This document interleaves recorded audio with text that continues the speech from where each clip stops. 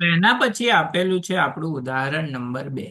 તો ઉદાહરણ નંબર 2 માં કંઈક આવો સવાલ આપેલો છે કે એક થેલામાં લાલ, ભૂરો અને પીળો એમ 3 સમાન કદના દડા છે.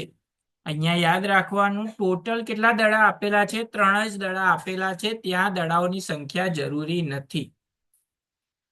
કૃતિકા થેલામાં જોયા વગર એક દડો થેલામાંથી યાદચ્છિક રીતે પસંદ કરે છે. એટલે કે થેલામાં જોયા વગર તમારે દડો ઉપાડવાનો છે.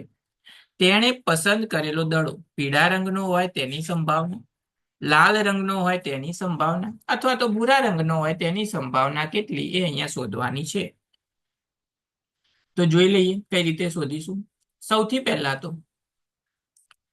કુલ પ્રયત્નો, એટલે કે કુલ જે સંખ્યા છે દડાની એ કેટલી આપેલી છે? 3. એટલે કે કુલ પ્રયત્નોની સંખ્યા કેટલી થઈ જશે? 3. સૌથી પહેલો સવાલ શું આપેલો છે? કે પીળા રંગનો દડો મળે તેની સંભાવના. હવે લખી દઈએ પ્રોબેબિલિટી ઓફ વાય. વાય કેમ યલો? એટલા માટે પ્રોબેબિલિટી ઓફ વાય લખ્યું. સૂત્ર લખી દેવાનું, એકવાર જ સૂત્ર લખવાનું ક્યાંય. તો સૂત્ર લખી દેવાનું, ઘટનાના પ્રયત્નોની સંખ્યા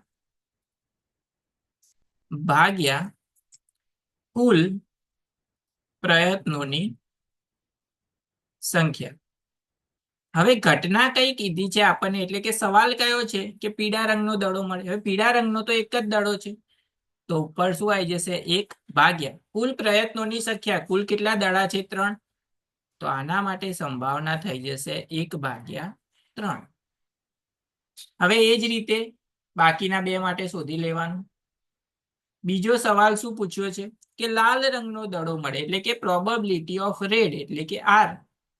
ત્યાં સૂત્ર લખવાની જરૂર નથી, સૂત્ર એક જ વાર લખવાનું.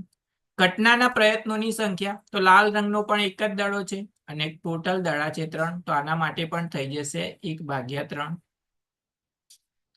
એ જ રીતે ત્રીજો સવાલ શું આપેલો છે? ભૂરા રંગનો દડો, એટલે કે પ્રોબેબિલિટી ઓફ બી, બ્લુ. તો ભૂરા રંગનો પણ એક જ દડો છે અને કુલ દડા છે 3, તો એના માટે પણ થઈ જશે 1/3. તો આ રીતે તમે એ દાખલો ગણી શકો છો. આ દાખલો તમને 3 સવાલ પૂછેલા છે, એટલે 3 માર્ક્સમાં પૂછાઈ શકે.